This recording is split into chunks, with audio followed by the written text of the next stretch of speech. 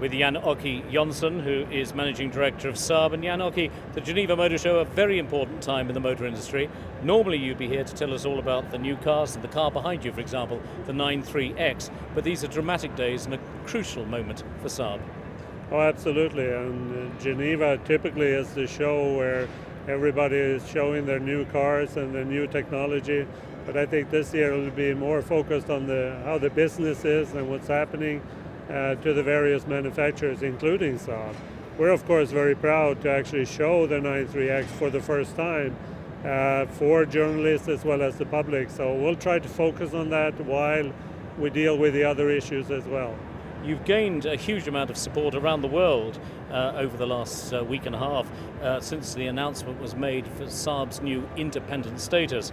You'll be introducing three major models over the next 18 months. This is, of course, one of them.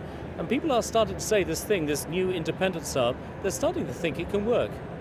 Oh, absolutely. We at Saab believe that it's a good direction for us. And what has happened in the last couple of weeks is, of course, the tremendous support that we have got from customers, from dealers, from other people that have a little bit of a soft spot for Saab, shows that Saab has a bright future as an independent organization. Absolutely. Are you getting the support you need from within Sweden, the Swedish government, for example? Well, we're already in the middle of negotiations with the government, and they have announced their 28 billion package that we're of course trying to get a portion of that would be necessary to complete the vehicles that we are in the middle of or in the final stage of developing. And I feel pretty confident about that at this point. Do you need a major investor to come in and pick up a large portion of the Saab equity? Well, GM has announced that they would like to divest Saab from their portfolio of brands and companies, and so we're actively out looking for a new investor that can take on the nice brand that we have and of course the product portfolio that we're about to finish off at this point. So what now needs to happen, indeed what's going on behind the scenes, because I know you've been very, very busy?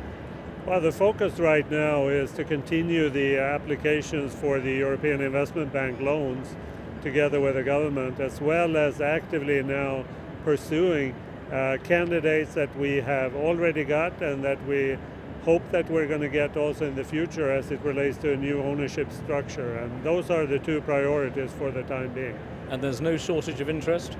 Surprisingly, people are knocking on our doors even if we haven't actively been out there. So I have a lot of confidence that we'll find a good structure going forward.